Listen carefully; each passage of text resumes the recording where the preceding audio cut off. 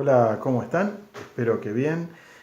Vamos a seguir profundizando con el tema de mitología, eh, porque nos han quedado algunos puntos todavía sin tocar.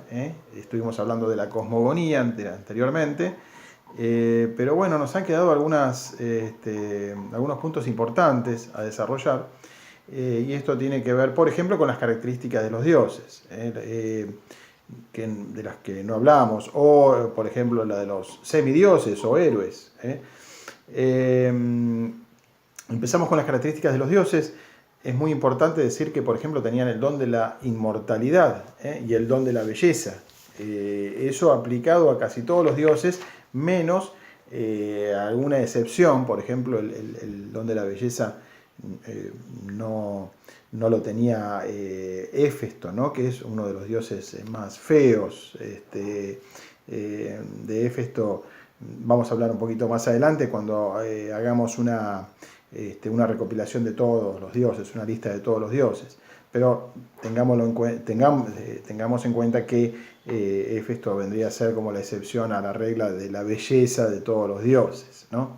Dioses y diosas, obviamente. Otra de las características era, por ejemplo, que no comían alimentos humanos, no comían pan ni tomaban vino, ¿no? Sino que tenían reservada una bebida a los dioses, una bebida especial, que era el denominado néctar de los dioses.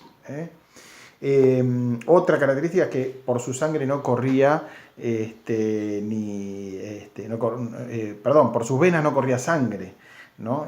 Por su sangre. Por sus venas no corría sangre, sino algo que era fluido eterno. Algo denominado un fluido eterno que iba por sus venas. Carecían de valores morales. Esto, de algún modo, ya lo hemos visto cuando hablamos de la cosmogonía, como no tenían problemas en tener relaciones incestuosas o en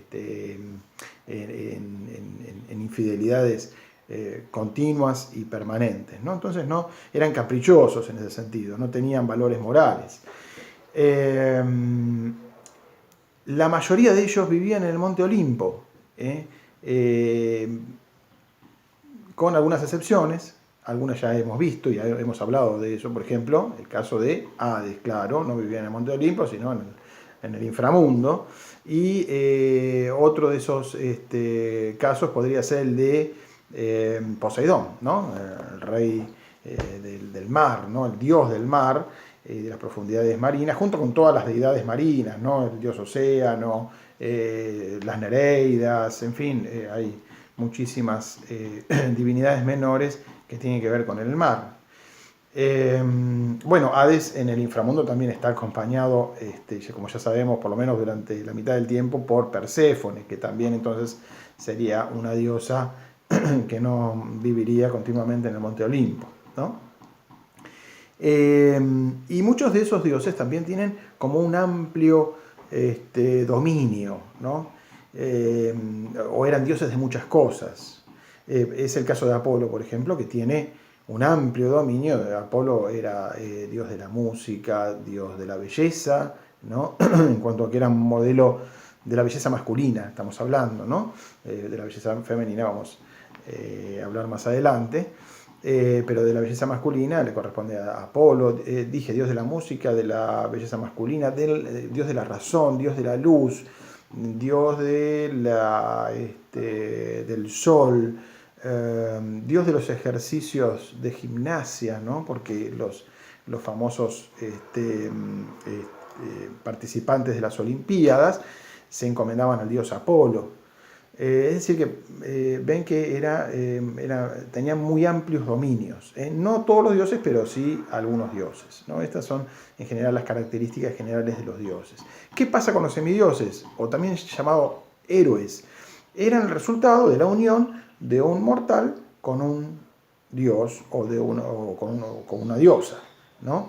Es decir, de la unión de una diosa o de un dios con un mortal surgía un semidios o un héroe, que tenía, digamos, características, por un lado humanas, pero por otro lado también recibía algún poder que lo elevaba por encima del resto de los mortales. Es decir, eran mortales, pero con características que los distinguía del resto de los mortales. Este es el caso, por ejemplo, de Hércules, ¿no? O de Aquiles. Todos ellos se distinguen por una marca, por algo que los eleva por encima del resto de los mortales, justamente como decía. El caso de Hércules, la fuerza. El caso de Aquiles, la velocidad, ¿no? El caso de Ulises, Odiseo, también, Ulises, Odiseo, que es lo mismo, la astucia. Es decir, que todos tienen una marca y también todos tienen un punto débil, ¿no? En el caso de Aquiles está claro que es el talón, ¿no? Es decir, alguna debilidad, algo que los hace vulnerables. Las mismas propiedades se pueden atribuir fácilmente a los superhéroes actuales. Si analizamos a Superman, ¿no? Su marca es la capacidad de volar, la visión que va más allá, ¿no? de las paredes, o la capacidad de tener con el pecho las balas. Bueno, y también tiene un punto débil que es la kriptonita. Se dan cuenta que el mismo esquema que se aplicaba para los héroes antiguos se puede aplicar para los héroes contemporáneos. Bueno, hasta acá vamos a llegar con este pequeño informe de características de los dioses y semidioses, y vamos a seguir hablando de los dioses en otro videito, si no se va a hacer muy largo. Seguimos en el otro video.